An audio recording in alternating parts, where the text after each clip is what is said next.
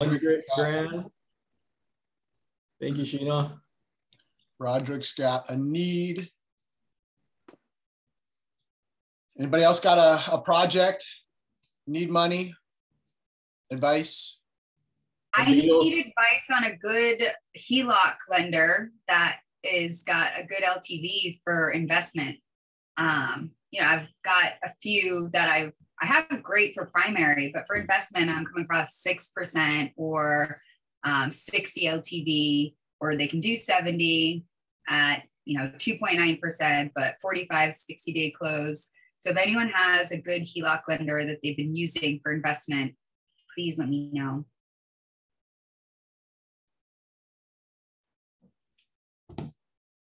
They should have teaser rates too, right? So yeah, not for, I'm finding for investment.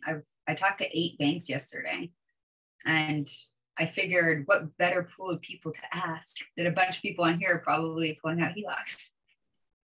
Yeah.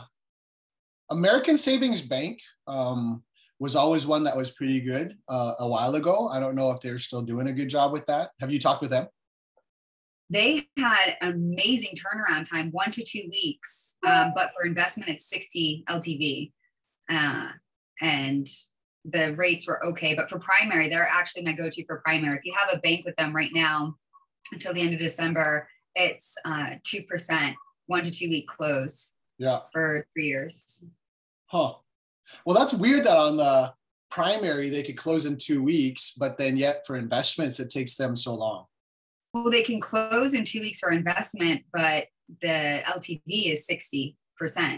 And I need 70%. I mean, I can, it's just, I'm not going to pull out nearly what I want. Right. At 60. And I know other places. So Central Pacific Bank, they're closing, right now, their rates are really good. They're 2.25 for 4 years, for 3 years, or 2.5% for 4 years. And their LTV for investment is 70%. For their closing time frame is 45 days minimum. Huh. Interesting. Yeah. Any recommendations if anyone's going through it right now? I would love to hear. Especially for Hawaii properties. I find overall that in the markets that we're in, that local community banks are the most responsive, and they typically also are more flexible. We were just asking for, on one of our properties, we were getting quoted a lot of different rates. And one of the local community banks was at 60% loan to value. LTV means loan to value, by the way. And that was too low as well. We wanted 70%. And then they were going to do interest only for 2 years, and we wanted interest only for 5. And so we started shopping around, and then we ended up coming back to the local bank, and we're just like, hey, if you want our business, we gotta be at this number. And then what turned out really cool is that they're like, hey, we need to get some more loans on our books before the end of this year. So we're going to go to the board and see if we can get an approval. If you can promise us, we'll get the business. And so we're like, yeah, if you can meet this, and we'll do the loan with you. So honest to God, just last week they came back and they're like, we'll do the deal and we'll close it this year because we have to get it on our books. And so we're like, that's huge, So that's awesome. That's a good tip, actually. Yeah. So, I mean, the local community banks, they're governed locally. They like to keep their money, in circulation. And so I would just say, if you got a good banking relationship, you just ask them. It doesn't hurt because they're negotiable to a certain degree. The smaller ones, the big guys, I mean, they are. Love that. American Savings Bank is my bank, so I'm going to go back to them. Yeah. Especially if you've been there a long time. Yeah, because this bank was absolutely the same thing. It was we have some checking accounts there, and so they were super responsive. Thanks, Keikoa. Super helpful. Yeah. We have some brokers on the line too. I think Javon just joined as well. Javon. I don't know if they can help with the HELOC though. Some can. Javon, what's up? How you doing? Hey man. Javon's not at the work right now. You can tell he's working out again. Yep, we're at it again. Well, Javon, Ashley was just mentioning that she's looking for a HELOC. Maybe I'll send you. Actually, she probably has your number already, but if not, I'll send your number to her, and maybe you can help her out. Looking for a HELOC. Okay, on investment property or primary residence? Both. Okay. Got it.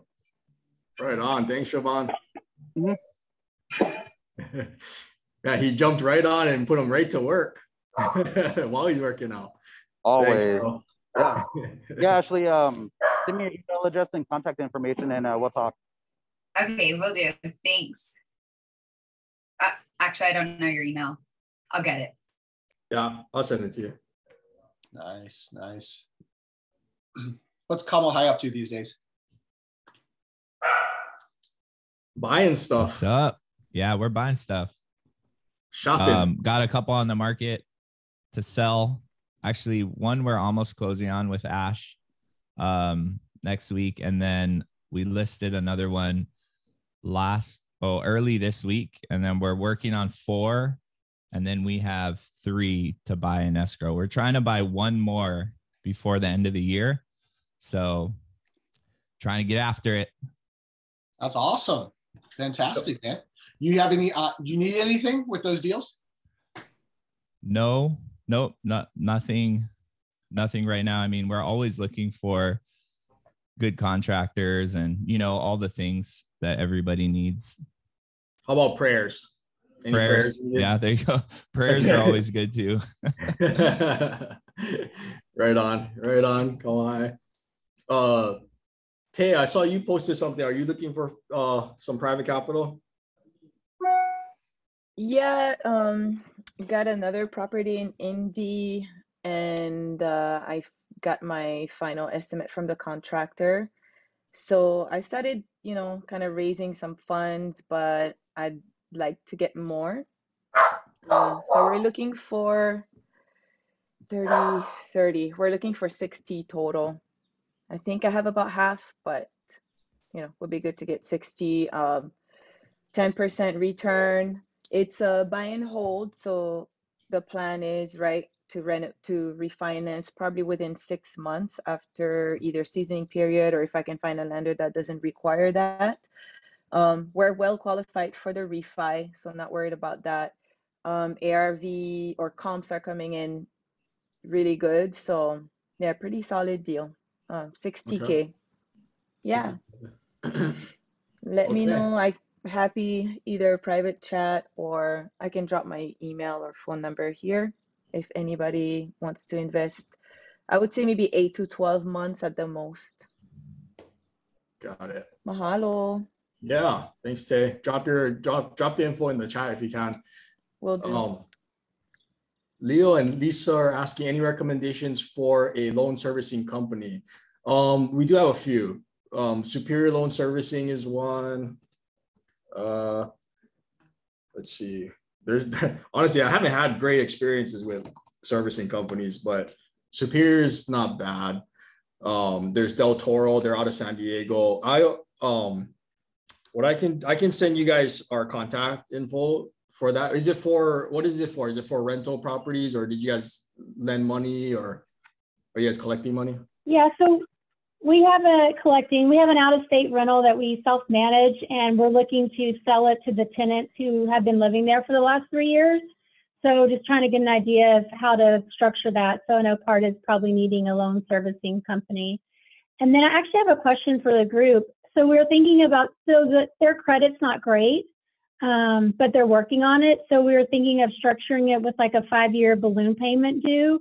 Do y'all know if we do it that way, can we then 1031 that money in 5 years from now, or does us acting as the bank kind of zero that out? I wasn't sure how that worked. Ooh, that's a good one. I don't know the answer to that. I'm not sure about the 1031, but for servicing companies, there's a couple that I can recommend. One is Evergreen. Another one is West Star. They do a lot of our mentors servicing. We use FCI here. We're not in love with them, but Evergreen or West Star. And okay. If you guys are comfortable with leaving your info in the chat, then perhaps Kamo Hai and I can get back to you or send you some contacts. Okay. Then my other question is, do we have to use a loan servicing company if we wanted to, we have a great relationship with these tenants. So, I don't, I would feel comfortable. I just didn't know if we have to use a loan servicing company or anyone's feedback can you about over that. the scenario again? So you own the property, you're gonna rent it out? Yeah, we own it outright. We don't have a mortgage on it. We own it outright. They eventually want to buy something, and we would be okay with eventually selling this property. So part of it is we're looking to be a little more passive with this property, and so we've been in discussions about them buying it. They're not ready to go to a bank yet because of their credit. So we were thinking of doing the owner financing with the 5-year balloon payment, structuring it that way. We've already, the tenant's already reached out to an attorney who's supposed to be getting back to me on just what we need to do, because they don't use title companies. It's all real estate attorneys. So just kind of doing the footwork on figuring out what next steps would need to be. And I know that there was, I've heard a couple different presentations and people talk about using a loan servicing company, which I totally get if we were just selling it to some rando off the street that we don't know. But I would feel comfortable with the tenants, given our history with them, that we're not going to have to foreclose on them. Yeah. So, I mean, here's what I would say. And then maybe Kamal, if you can chime in to finish it off. I would say, like, if you know them, because it's going to cost you money it's going to cost you to set up servicing. And but it does make it a little easier, right, for the accounting. And if anything, any problems did arise where they're not paying, then they can help handle that. So, but if you trust them and stuff, then I would say no need, unless they need the servicing to show, like, when they're ready to get a loan, and they need to show proof, through a third party servicer that was handling their transaction, to show them that they have been paying, and show the history of that to qualify to refinance or get a loan to pay your balloon off in 5 years. Then I don't know if that's necessary or not. I think it would be, but do you know, Kamal? Yeah, you don't need a loan servicer, but it is for that very reason, just documentation. So you just have to be really, really good with your records. The other thing I would say is make sure, I'm not sure, are you guys going to do it like a lease option, or are you actually going to like fully seller finance? So title changes hands when you close. If you are doing it that way, yeah, go for it. Yeah, we've discussed both options. Like I said, we're still in discussions with them about what's going to be the best for all parties. So that's not off the table to do some kind of rent to own scenario. Got it. Or lease option. Yeah. So in the case that you end up doing like a seller finance, like full owner finance and title changes hands, I would just say to make sure that you have like a performance deed from them or a deed in lieu of foreclosure. Just ask your attorney. If for some reason they end up defaulting and not paying for it, then the property would get deeded back to you without you guys having to go through the foreclosure process. Okay. Thank you. So I guess if you guys do need the servicing contacts, then reach out to us. I hope you have my contact at least. I'll drop it here for everybody. Kamal, you want to drop your email address information too? Yeah, we know Leo. I think we have their contacts. Yeah. Nice. Got it. Oh, shucks. I sent that to the wrong person. Jazzy has a question. If we own a property but need home improvement lending to make it into an Airbnb, what options would be best to fund this sort of project? Okay, so you could do a bridge loan on the front. It's gonna cost you in points and high interest. Or you might have to look at other options like a HELOC or getting private capital and then working out a deal to pay the pay the loan back, either as a balloon or amortized over a certain amount of time. So it depends on how much I think the renovation budget would be. But if it's a small renovation amount, it's probably not worth getting a bridge loan for that. Probably it's best for private money. But if it's like a heavy renovation, then for sure I would reach out to us to see if we can do it for you, get you a loan for a little while. And Jazzy, I just sent you my number. Meant to send that to the group, but it was direct. All right, here's my number. Anybody else got anything?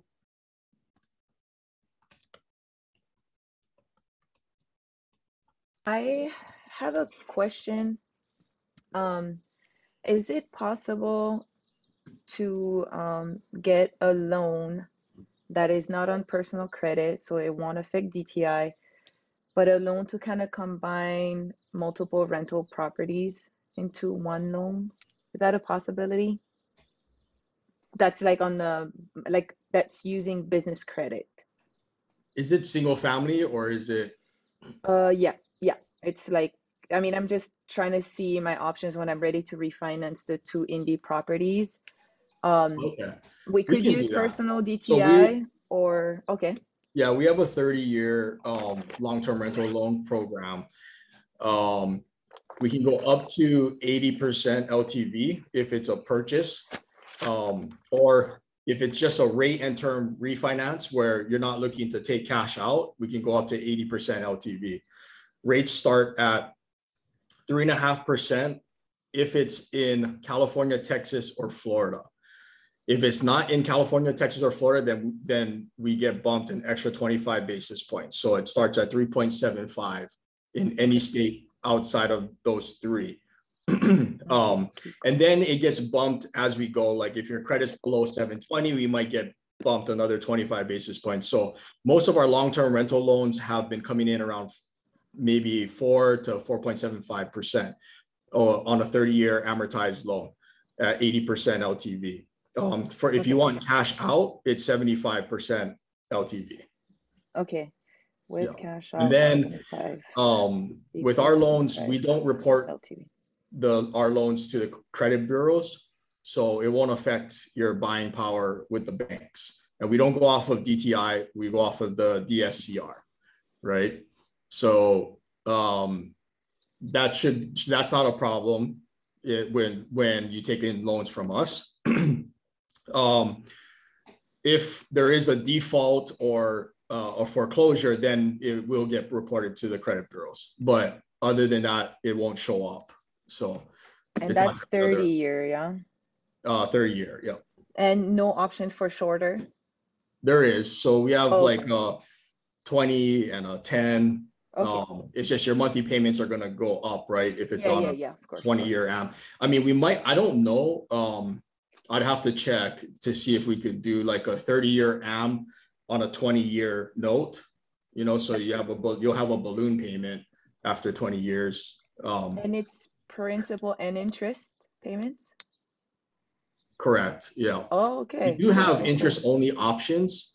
It's like a 5-year interest only or something like that, with a balloon payment. So that product I'm not too familiar with, but I can get answers if you need to as you're approaching. Yeah, I'll contact. Yeah, I'll just reach out to you guys and look at all the options. And yeah, okay, awesome. So would it be, so right now I'm just looking at refinancing 2 properties. Would it be 2 separate loans, or we can combine? It doesn't really matter, but I just want to know.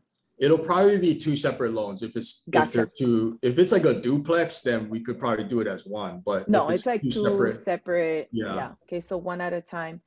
And you do pull credit, but it doesn't affect our personal DTI.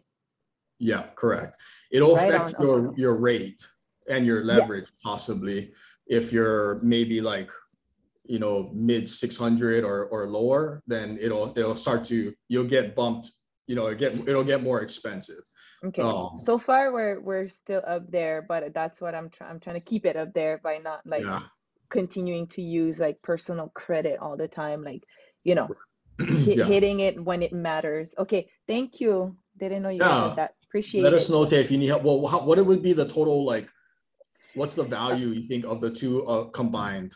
240 on the back end done. Okay, so first one ARV is planned at 240 minimum. The next one we're looking around 300.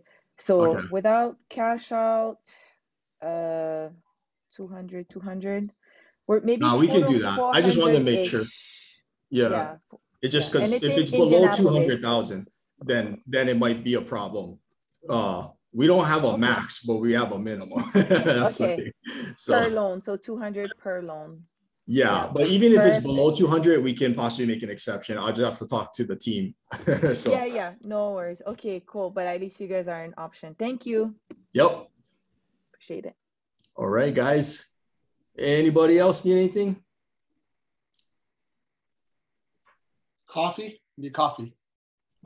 We don't need coffee. We got Roderick. That is true. That is true. Oh, it is coffee talk, right? So we probably should. So, all right. Well, okay, cool. I think that's a great topic that to go over is OPM or other people's money, because at some point, I think in every investor's career, like you're gonna have to learn how to raise capital if you want to scale, right? Not everybody does.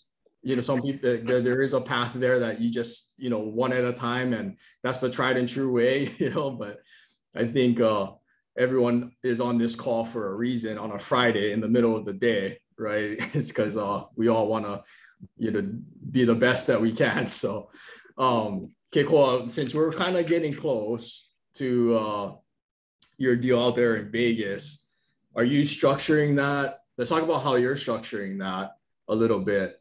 And because I know it's going to be a lot of OPM. So what is that looking like? I know it's up in the air a little too still, right?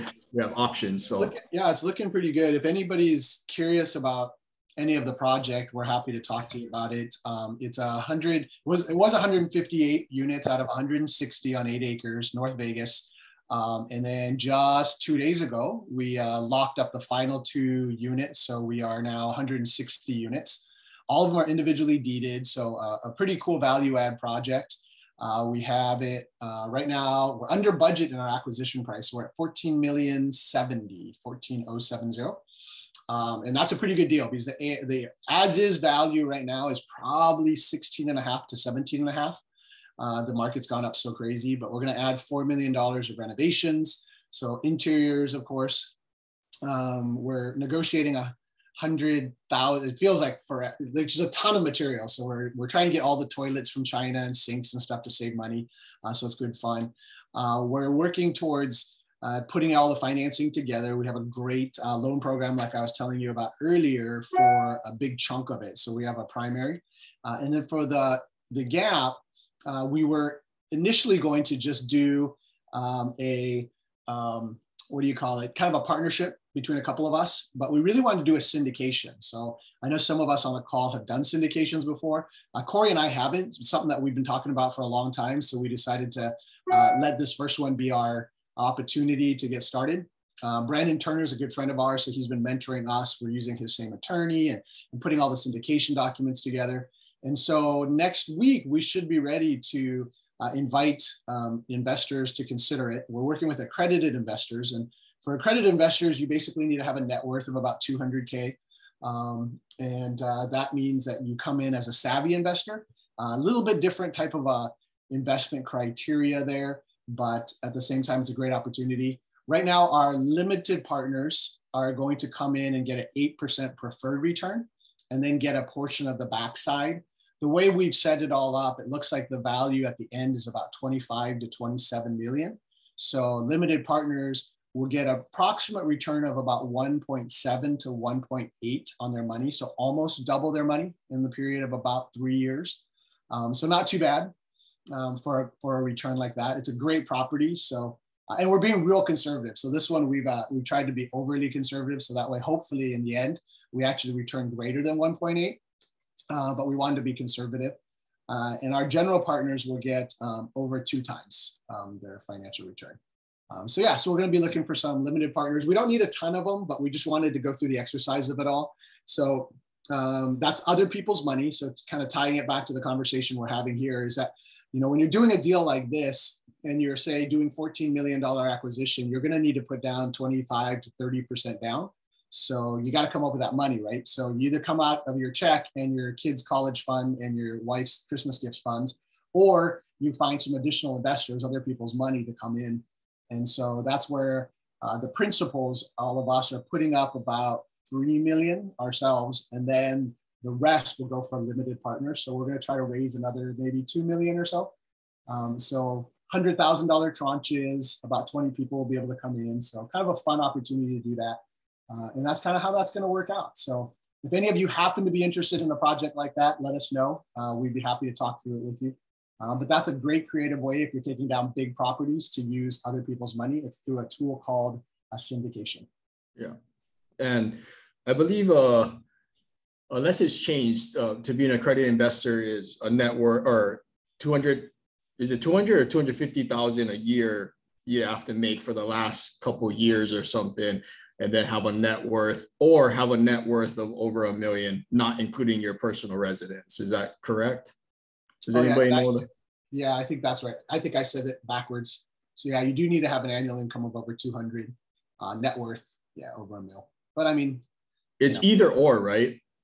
But you know, Corey's yeah, usually it's either or. Yeah. And I think if you're coming in as like or if you're married, then the income between the two is like 350 or something. I believe so. Annually, if you were to include your spouse. I could be wrong, but I'm pretty sure there was something with that. So, I haven't looked that up. That's a good question. So that is that is one thing with that is something to talk about with when you're raising private capital too, is like what type of capital are you raising? Is it from auntie down the road, you know, who's just trusting you because she knows you? Or is it an accredited institution or an accredited investor? Both have like their pros and cons, you know, so it's a little riskier at higher levels when you're taking in a lot of money, like multi-millions worth in a capital raise. It's usually ideal to have that raised through accredited investors. One is because many times when the investor or the money is not coming from an accredited investor, it could be a little bit more headaches for you because especially if you're dealing with many at the same time, and there's a higher chance of liability.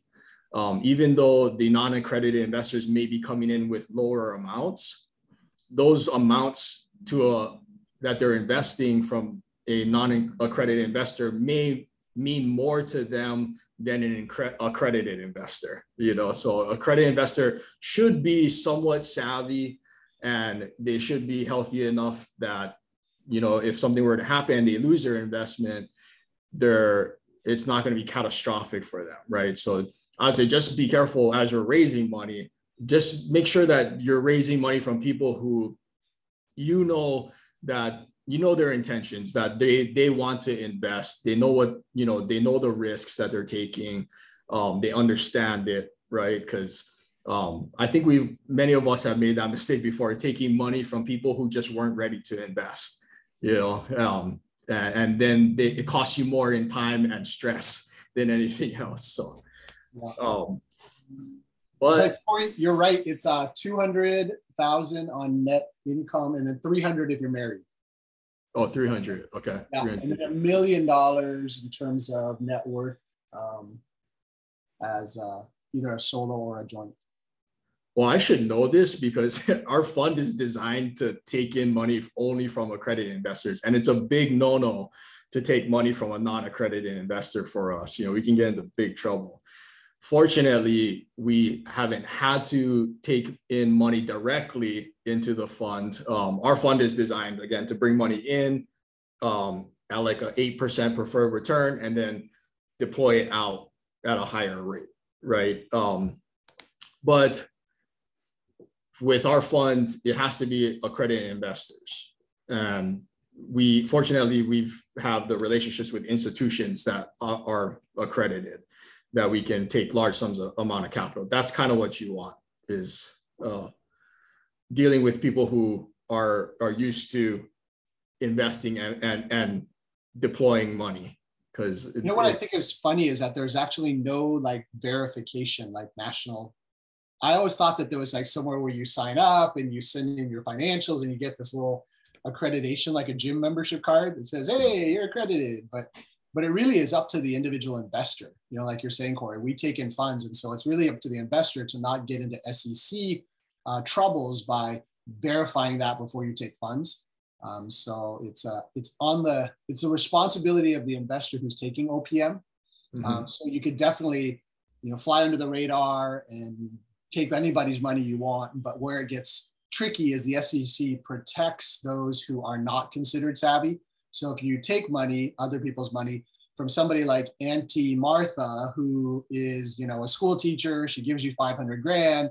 Yeah, it's great that she's got a big chunk of money. But if anything ever happens in that financial arrangement, the courts will always side with Auntie Martha because she was not savvy as an investor based on her experience. And therefore, as an investor, you'll be responsible for the full value plus interest plus whatever costs. So just be real careful. Hopefully none of us ever get into situations that becomes an issue, but you just never know, right? So always really important. Yeah.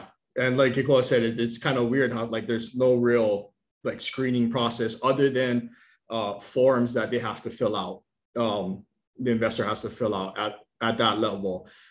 Basically releasing them of liability, claiming that they are an accredited investor, they're fully aware of what they're investing in, and there's no recourse in a sense where they can rely on us taking advantage of them. They didn't know what they were getting themselves into, right? So make sure you just know your investors, whether they're accredited or not, and they know that this investment is something that they understand the risks.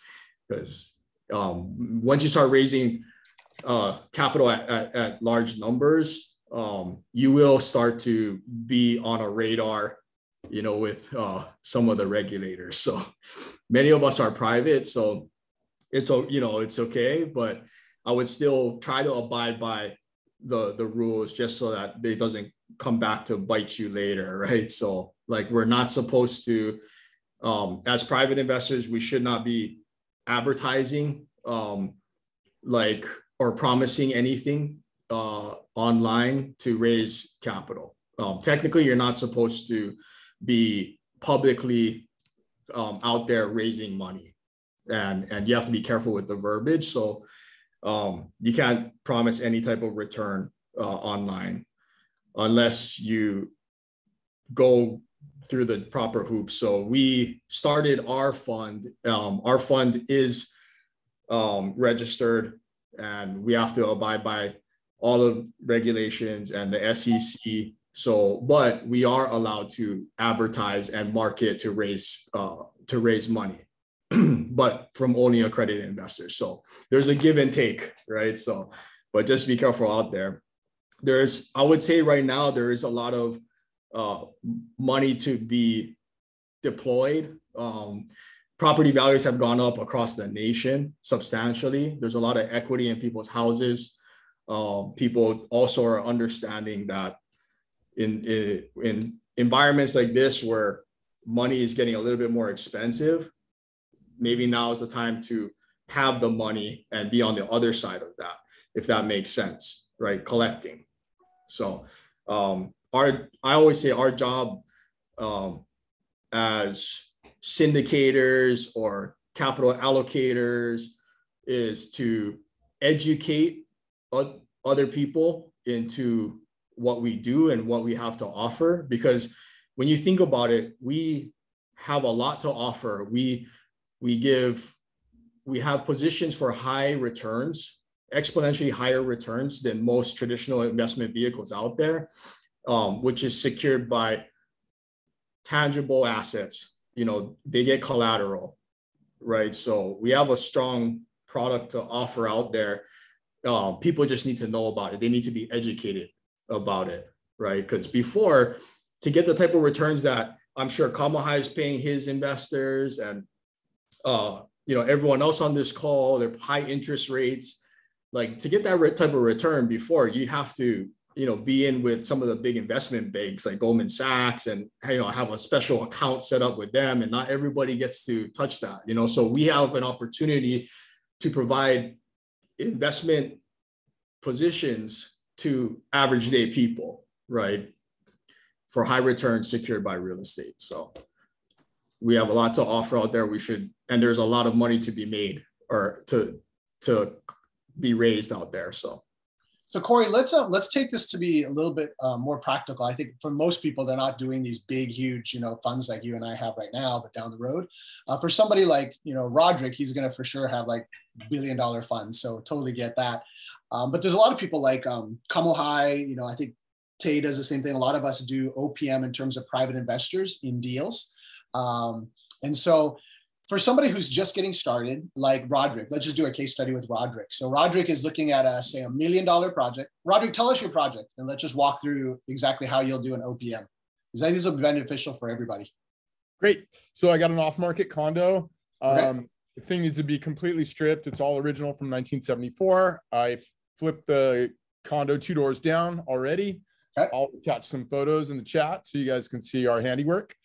So the purchase price is $275,000. I have the $275,000. I just don't want to use it all. So I'm trying to raise $100,000 to learn this side of the business, and happy to put the person in first position and put them on the HUD-1 settlement statement and all that.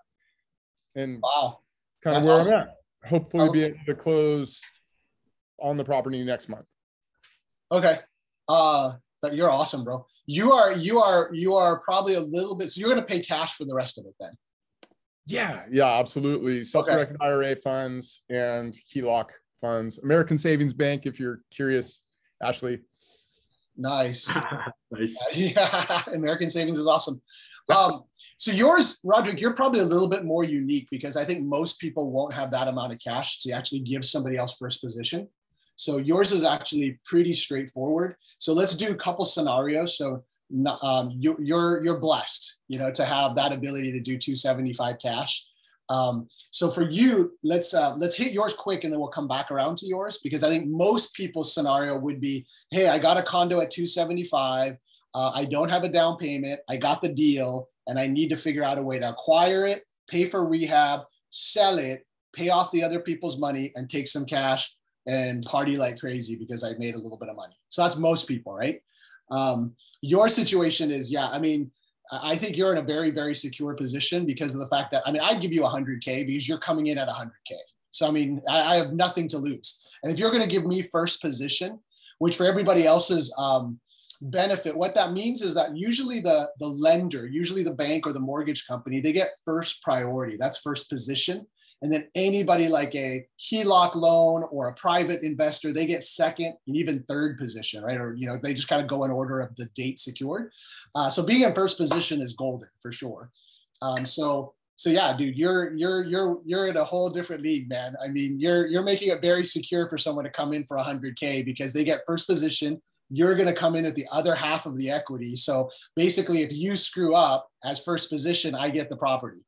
So a condo 1 block from the beach in Wailua, 100K. Like, how can you beat it? So tell me where to wire, and then let's make sure you mess up so I get a condo 1 block from the beach. There you go. You got 100K, man. That's way too luxurious.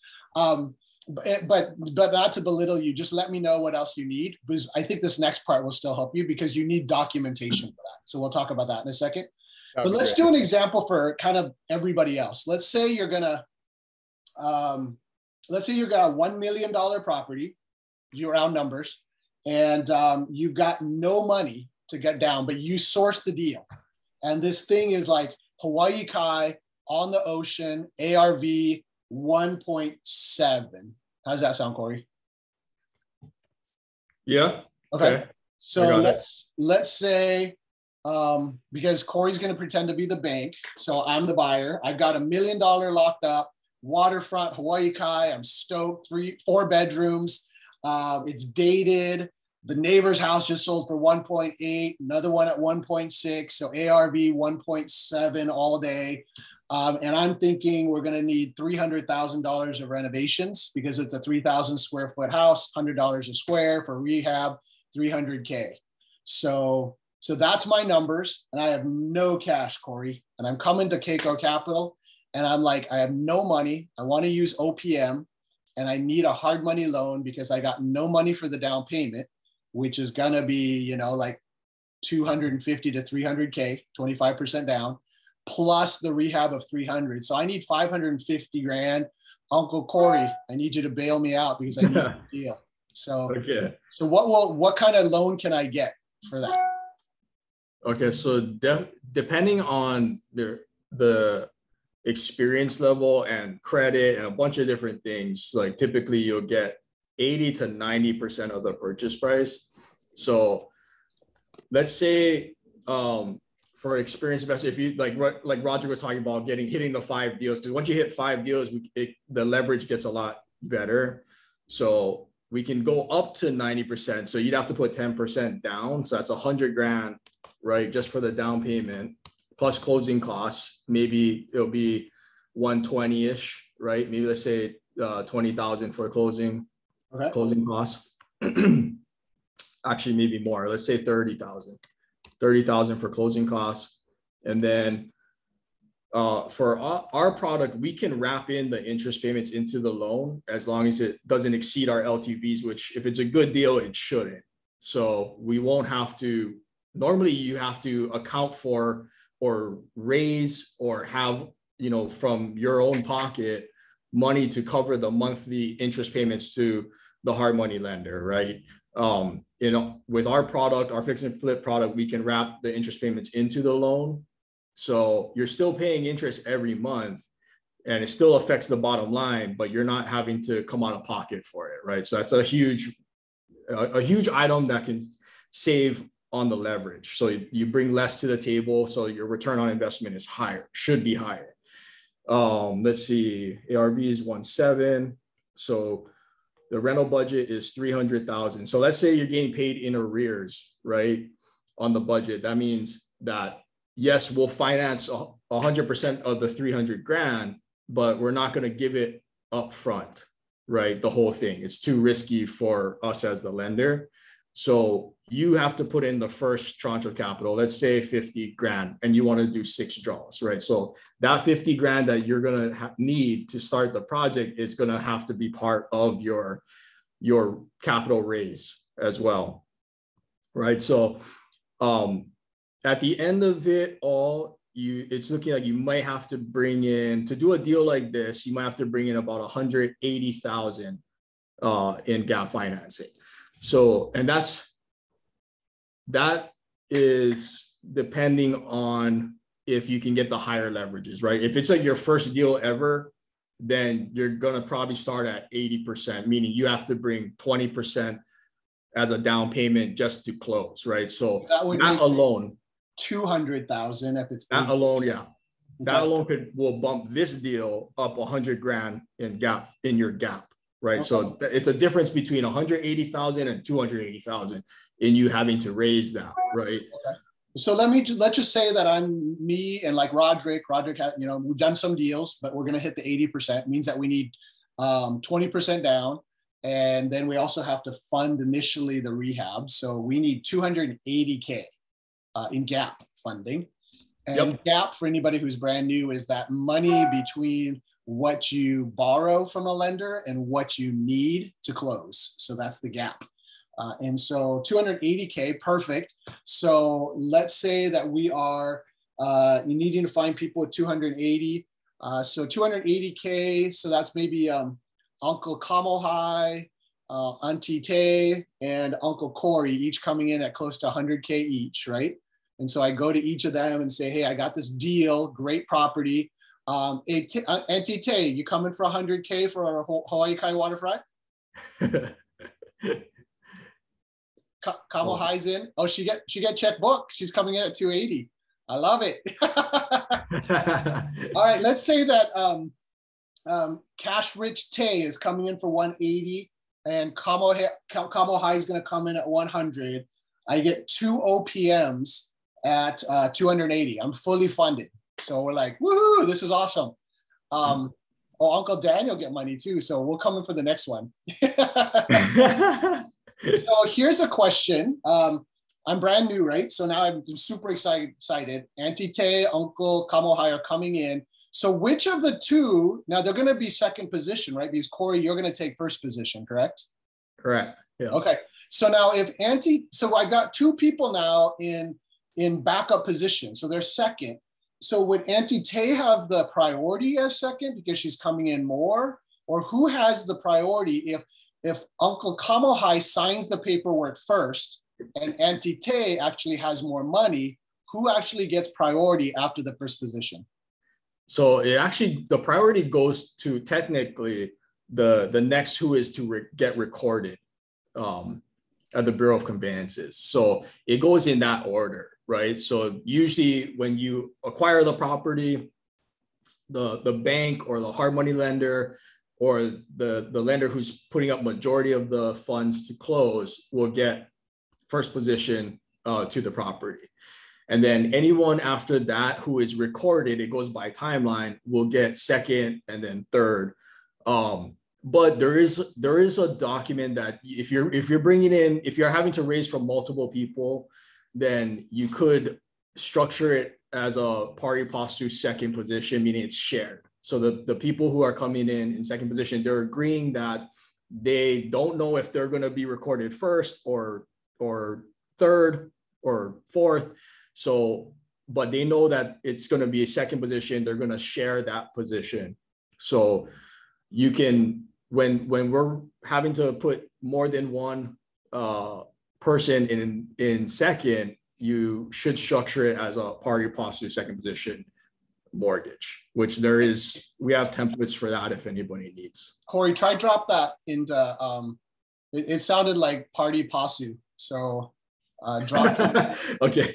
Drop in pari passu in there because that's super important. If any of you are investors going to get other people's money, that's an important component. If you are an investor, like I see Craig Martin's on here, he's a private investor with us as well. If you're a private investor, you should always ask the question, how many other second position investors are in this deal? I personally have now lost $100,000 because there were other investors that the investor went out for cash on.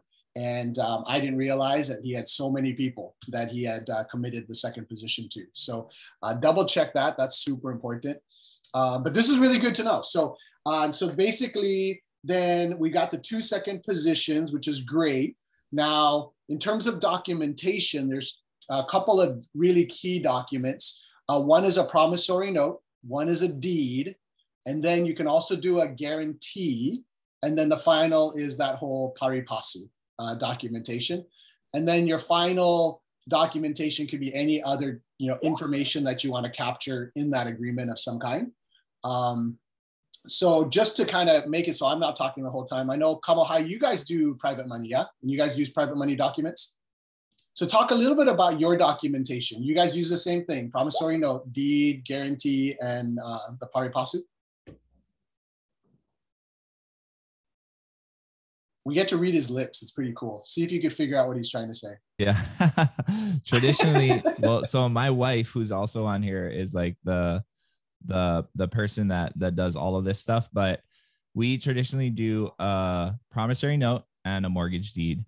One thing that's super important, I feel like, to mention is that most hard money lenders, if not all hard money lenders, will not let you record a second position at the closing table. So you can still do that, but you have to record it after close. So what does that mean? What does that mean, record?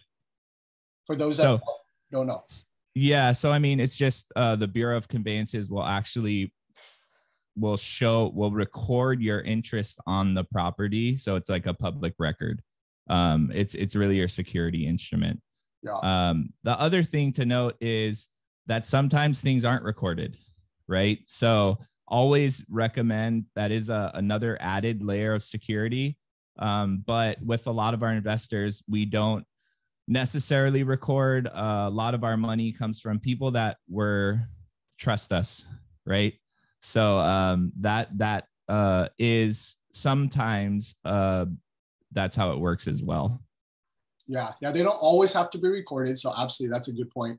And then when you go, like Tay said, it's filing a lien. So you have two ways to record, and that is you can go to the Bureau of Conveyances, or the other is the escrow companies and can sometimes do it for you. So depending on who's closing the transaction, I have a really good relationship with one particular escrow company, First American, that we use on everything. And so she does all the work for me. So, and she knows our system. So she knows that we're going to record the first, and then 3 days later, she'll go and record the second for me. So it's perfect. And then when we go to pay everything off, she knows the order of it going backwards. So good value in making a great relationship with an escrow company and get an escrow person that is like a best friend, because that saves you a lot of driving around. So that's perfect. So you also do, okay. So Tay says, yeah, there's going to be title companies who do not do that. And then, yeah, sometimes you have to do attorneys. I actually interviewed different title companies for the purposes of who would record it for me, because I really didn't want to, at the volume we do, be driving down all the time to try to file those things. So something to consider. There are definitely some more investor-friendly title companies in escrow. So if you do a lot of flipping, that's probably something to get. And then, so Kamal, you guys get, did your documents, your promissory note and deed and those types of documents, did you just kind of find them on Google? Did you get an attorney? You stole them from Uncle Corey? From Uncle Corey, yeah. There's a ton of ways that you can get them, but like you were talking about, forming a really good relationship with your title company. Our title company will draw those documents up for us. So if you do have a good relationship, then that's how you can get them.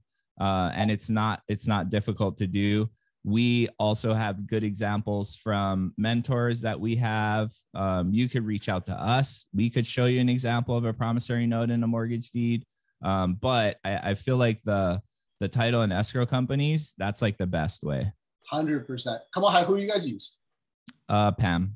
At Title Guarantee. Yeah. Pam's a rock star. We followed her through her journey. So we just keep following her. And sometimes that's the case too. If you find a super good person, it might not even necessarily mean the title company, but you fall in love with and trust and find a really good person, then that's the key.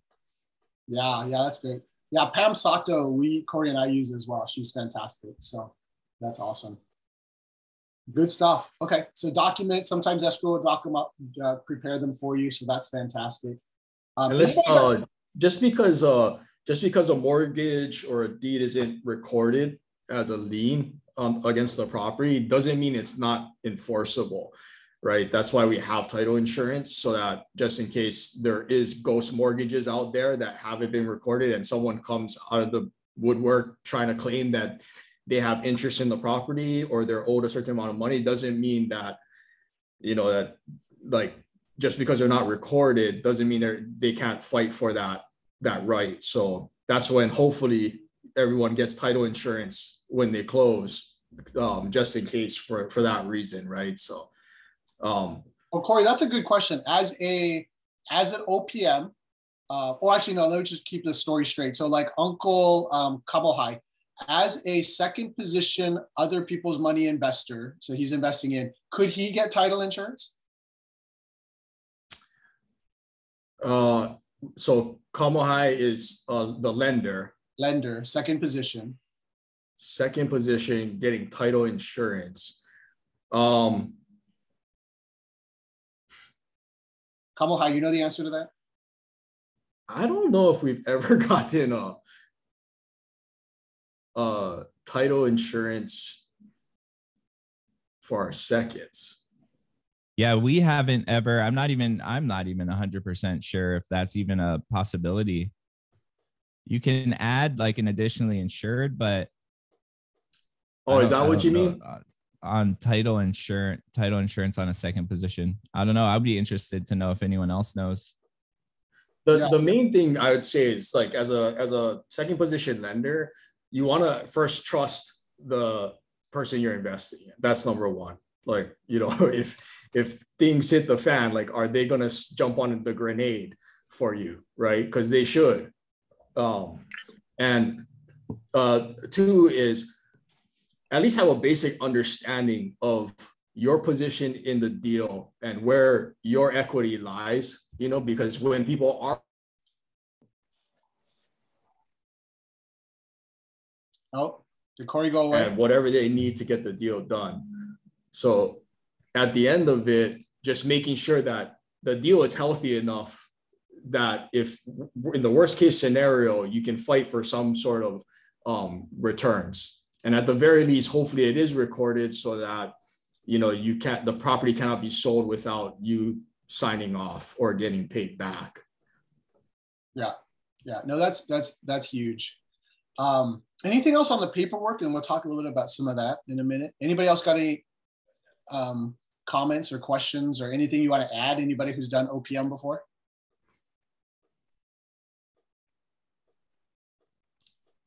So just to confirm, I do have a question. Because so let's say I found somebody to loan me the 100 grand. So I have the other 175. We just want to close. Do we just hire, for instance, Pam Sato with First American, or do we need to go other places too? Like, is it a traditional escrow? Is it different? Like, how does it work? It is different. And you definitely want to draw up some paperwork no matter how well you know them. I always tell people, because we're friends, we're going to do it in writing and we're going to make sure it's a contract, because we're friends for sure. And so, yeah, I would say for sure, get a promissory note, get a deed, because they're going to be in first position. So that's important. And if you're going to do, you're giving them first position, but yet you own the majority of the money in, so it's a great position to be at. So if anybody's on this call and is burning a hole on 100K, then, that's a pretty good odds on this deal, not knowing the property, but that's a pretty good percentage. And then what percentage are you looking to give your investors? Because that's the other key. Is it 8%, 10%, 15%? 10% sounds great. That's what. 10% sounds great. Well, if you do 15%, I'll wire you right now. Done. Let's go. Roderick, 17, Roderick. I got you. I said them right now. I leave right now. Daniel's like, hey, I'm in at 17 too. You need to get more condos, Roderick. Come on, man. We're all in.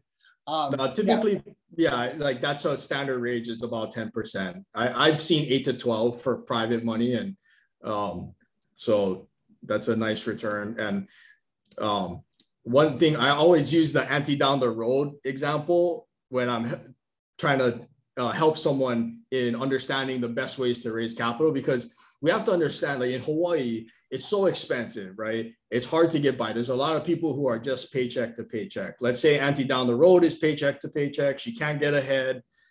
And like, she may not know that the house that she's sitting in has equity, right? And maybe it was passed down to her because there's a lot of multi-generational homes here. And she just doesn't know that the house that's worth $800,000 as it is right now that she's living in, she could go to any of the banks, especially if she owns it free and clear, and just say that, she's interested in getting a home equity line of credit at a low interest rate.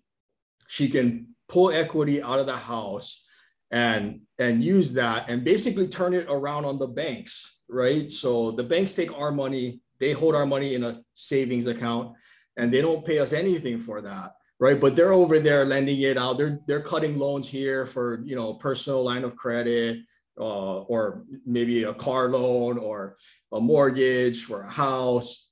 So they're making their money, the same way. So let's switch it around on them. Let's leverage, our property, our equity. Let's use the bank's money, other people's money, and pay them a low rate, lend it out at a high rate, right? So let's say Auntie down the road has $800,000 property, owned free and clear. She can go to one of the banks and get maybe she wants to pull out 80% or so of the equity. So of the 800,000, 80%. Let's say she pulls out 600,000, right? She pays the bank 2% for 2 years. She's on a teaser rate. So she's paying the bank 2%. So maybe she's lending it out for 12, right? Now she's making a 10% spread, right? And so Auntie down the road, who thought that she could see no end, she's in the rat race, cannot get out. Now all of a sudden, 12% on 600,000 is $6,000 a month, right? That's instant cash flow. Now she has to pay the bank 2% every month. So let's say that goes down to, I don't know what that is, maybe close to five grand a month, right? So that's $5,000 a month in interest. That's $60,000 a year. That's someone's salary. You know, that's many people's salary here. So Auntie down the road, who had no means to this end, is struggling paycheck to paycheck. Now all of a sudden has an extra salary just because she knew a strategy that you educated them on, right? That can change someone's life, you know? So we have to remember too, and Rajik's thinking along the right lines, because just because you have the money doesn't mean that you have to tie up your own capital and put it at risk into your own deal. Why not try and give that position, that private lending opportunity, to someone else to help them build their wealth while you're doing a great deal and you stand to profit too, right? So that's one of the benefits that we offer as investors. So I think the mistake that I see too often are when investors are out there trying to raise capital, they have a deal on the line and the time's ticking, they need a close, so they're desperate. And when you're desperate and you go to the table, you end up trying to sell someone on investing with you. And if you feel like you're selling somebody on investing with you, you're doing it wrong. You're never going to raise money, okay? Especially at high levels. It's about educating them, educating the person at the table who's interested about investing with you. And because there's no need to sell. We win on both ends. We offer exponentially higher returns and an investment vehicle that is a lot more secure than handing it over to one of the brokerages that are just going to put it in the market. There's no collateral in the market. If the market turns, I'm talking stock market, if it turns, there is no collateral, right? Now, and you typically get paid substantially less returns, minus the fees to whoever's managing your money as well. So we do have something powerful to offer. People need to be educated on it. You know, Hawaii, everybody says it's too hard to invest out here because it's too expensive. And that's true, but that's the scarcity mindset if you want to go that route. The abundant mindset is it's very expensive here, but that means there's also a lot of equity in this market. We're a strong equity and appreciation market in Hawaii, right? And I know that there's people on here that's not in Hawaii, but think about your markets too, right? So if there's a lot of equity in real estate in your market, it's almost your duty to be out there educating people on how best to leverage their properties. Now, some people are not in a position to leverage. Okay, so you really want to understand the person's needs. You don't want to take money from people who that's their last dollar, you know? So you don't want that hanging over your head ever, right? So our job is to be responsible in what money we take and from who, but also not closing out the opportunities to more people by defaulting to our comfort level of, let me just reach into my IRA or my back pocket, my savings to close my own deal. Let's open it up. Let's see who is interested in trying this out. You know, and Rajik's one is perfect. It's 100 grand. It's not that much in Hawaii, right? In private lending. So I think we just have to change our mindset from the desperation and selling people on investing with us to educating people on why they should invest with us, right? Because there's a huge difference there. And the moment like you realize that, it gets easier. Money will start coming to you. You might have to start directing traffic other ways. Like, I don't need money right now, so go talk to this guy, right? So that's where you become a magnet to these types of money, right? So if that was good. Anybody is interested in investing, Roderick's got a deal, and give it a fair shake. But remember also that when you're out there raising capital, we can't be making promises of the returns or anything publicly. That should be more of a private conversation. Yeah, and then just the final thing on that is, while we're talking about OPM, is just make sure that you're always have integrity, be trustworthy, make sure that you take good care of the investors, because it's in this world. I think a lot of people think of real estate investors as sharks and not honest, as good as car salesmen, that type of thing. But that's not our heart. As you heard Corey, I think all of us, we want to make the world a better place with our investments and our real estate, and so we have an opportunity to really help other people with investing with us. But yeah, just make a commitment that no matter who invests with you, it's your money, and treat it like it's yours, steward it well, take good care of the investors. Not every deal goes well, so there's going to be some hard conversations sometimes. Corey and I set out, when we first started years ago, that never would an investor ever lose money with us, ever, period. Like, we will mortgage everything we have to make sure our investors do well. And I think that's really helped us. And I think that shares the same heartbeat to a lot of people that are on this Zoom as well. And I think that then we just come a force to really inspire a lot of other people to do it the right way. Because as I said earlier, and we could do a story on money that Corey and I have lost. But yeah, I've lost some money working with investors who didn't have integrity, promised one thing. And so I shook hands, and because we were friends, we didn't have everything down on paper. But you learn the better ways to do things. And so, Roderick, I wish you luck. This is going to be great. And get him, Roderick. If you can't find the money, man, let us know, because that sounds like there doesn't sound like much risk in that one. If the condo's nice. This guy's trying to get 15%. Yeah, you get 15%. Like, I'm ready to wire right here. Like, if I wasn't about to spend $14 million in Vegas at the blackjack table, at the condo, then I think I'd be ready. Yeah, I gotta rock and roll. My daughter just called. The school said she's throwing up. Good fun. Good fun. Go get them, bro. You all take care. Have a good Friday. Thank you guys for another great call. Happy Friday. We'll see you guys next week. Aloha.